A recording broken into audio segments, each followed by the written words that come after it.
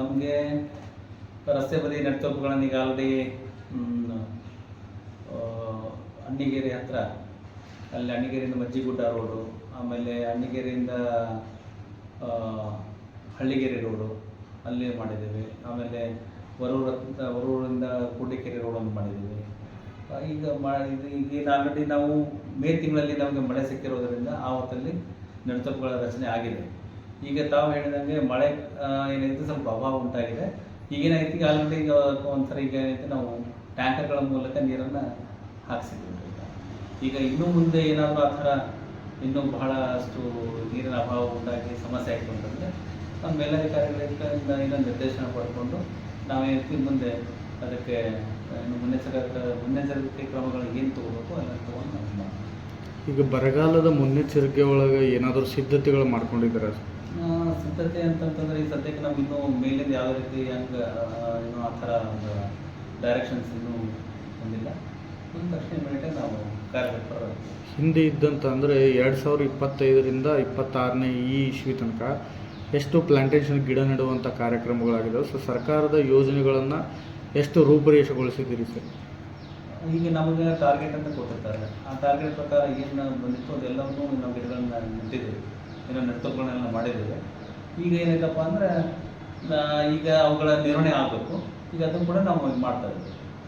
ಈ ಪ್ಲಾಂಟೇಷನ್ಗೆ tender ಬೇಸ್ನ ಕರೀತೀರಾ sir ಅಥವಾ? ಈಗ ಟೆಂಡರ್ ಕರೆದಿದ್ದಾರೆ. ಈಗ ಟೆಂಡರ್ ಕರೆದು ಈಗ ಇನ್ನೂ ಕೆಲವೊಂದು ಕೆಲಸಗಳು ಆಗಬೇಕು ಇನ್ನು ಮುಂದೆ. ಈಗ ಏನೈತೆ ಟೆಂಡರ್ ನಾವು ಕರೀದಿಲ್ಲ, ನಮ್ಮ ಡಿವಿಷನ್ ಆಫೀಸಿಂದ ಅಲ್ಲಿ ನಮ್ಮ ಡಿ ಸಿ ಸಾಹೇಬ್ ಕರೆದಿರ್ತಾರೆ. ಅದ್ರ ಪ್ರಕಾರ ಮುಂದೆ ಕೆಲಸಗಳು ಆಗ್ತವೆ. ಸರ್ ಈಗ ಇರುವಂಥ ಏನಂದ್ರೆ ಕ್ರೈಮ್ಗಳು ಜಾಸ್ತಿ ಆಗ್ತಾ ಇದೆ ಸರ್ ಈಗ. ಸೊ ನಿಮ್ಮ ಒಂದು ಅರಣ್ಯ ಒಂದು ವಲಯದಲ್ಲಿ ಅದ ವ್ಯಾಪ್ತಿ ಒಳಗಡೆ ಯಾವುದಾದ್ರೂ ಗಿಡ ಮರಗಳನ್ನು ಕಳ್ಳತನ ಅಥವಾ ಯಾವುದಾದ್ರು ಪ್ರಕರಣಗಳೇನಾದ್ರು ದಾಖಲಾಗಿದ್ದಾವೆ ಸರ್? ಆಗಿದ್ದಾವೆ ಸರ್. ಈಗ ಆಲ್ರೆಡಿ ಈಗ ಸುಮಾರು 4 ಪ್ರಕರಣಗಳು ಮಾಡಿದ್ದೇವೆ. ಯಾವ್ದು ಸರ್ ಅವು? ಈಗ ಅಂದರೆ ಕೆಲವೊಂದು ಈಗ ರಸ್ತೆ ಕೆಲವೊಂದು ಮರ ಕಳೆದಿರೋದಾಯಿತು, ಯಾರಾದ್ರೂ ಅಬ್ಜೆಕ್ಷನ್ ಕಂಪ್ಲೇಂಟ್ ಕೊಟ್ಟಪ್ಪ ನಾವು ರಿಜಿಸ್ಟರ್ ಮಾಡಿದ್ದೀವಿ. ಆಮೇಲೆ ಈಗ ಮೊನ್ನೆ ಒಂದು ಏನೋ ಬಿಲ್ ಇತ್ತು, ಪಾಸ್ ತೊಗೊಂಡಿರಲಿಲ್ಲ, ಅದಕ್ಕೂ ಕೂಡ ನಾವು ಒಂದು ಎಫ್ಐಆರ್ ಮಾಡಿ ಇದು ಮಾಡಿದ್ದೇವೆ. ಈಗ ಆ ಥರ ಈಗ ನಿನ್ನೆ ಕೂಡ ಒಂದು ಎಫ್ಐಆರ್ ಮಾಡಿದ್ದೇವೆ. ಸರ್ ಏನಂತಂದ್ರೆ ಈಗ ರಸ್ತೆ ಬದಿಯೊಳಗೆ ಗಿಡ ಮರಗಳಿದಾವಲ್ಲ ಸರ್, ಅವನ್ನ ಅವು ವಿದ್ಯುತ್ ತಂತಿಗಳೆಲ್ಲ ಮೇಲೆಲ್ಲ ಬಿದ್ದಿರ್ತಾವೆ.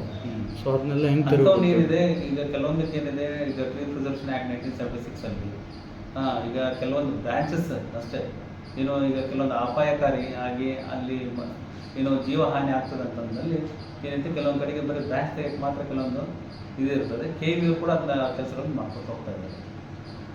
ಎಲ್ಲ ಆಲ್ಮೋಸ್ಟ್ ಕಾಮಗಾರಿಗಳು ಪೂರ್ತಿಗೊಂಡಿದ್ದಾವೆ ಸರ್ ಅಥವಾ ಯಾವ್ದು ಬಾಕಿ ಇದಾವೆ? ಇಲ್ಲ, ನಾವು ಇನ್ನೂ ಕೆಲಸಗಳು ಆಗ್ಬೇಕು. ಯಾಕಂದ್ರೆ ಟೆಂಡರ್ ಆಗೋದಾದ್ರೆ ಈಗ ಟೆಂಡರ್ ಫೈನಲ್ ಹಂತಕ್ಕೇನೋ ಇದೆ ಅಂತ ಹೇಳ್ತಾ ಇದ್ದಾರೆ.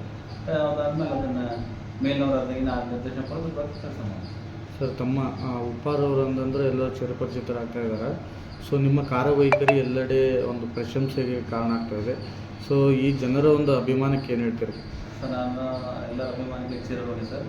ಈಗ ಏನೈತೆ ನಮಗಿಂದ ಸರ್ಕಾರ ನಮಗೇನು ವಹಿಸಿ ಕೊಟ್ಟಿದೆಯಲ್ಲ ಆ ಕೆಲಸ ರೀತಿ ನಾವು ಇನ್ನೂ ಒಂದು ಅಚ್ಚುಕಟ್ಟಾಗಿ ಮಾಡ್ಕೊಂಡು ಹೊರಟಿದ್ದಾರೆ. ತಮ್ಮೆಲ್ಲ ಸಹಕಾರದಿಂದ ಅದೇನೈತಿ ಎಲ್ಲರಿಗೂ ಅದು ಇದು ತಾವೆಲ್ಲ ನಮ್ಮನ್ನು ಎಲ್ಲ ಕಡೆಗೆ ಚಿರಪರಿಚಿತರನ್ನು ಮಾಡ್ತಾಯಿದ್ದಾರೆ. ಧನ್ಯವಾದಗಳು. Thank you sir.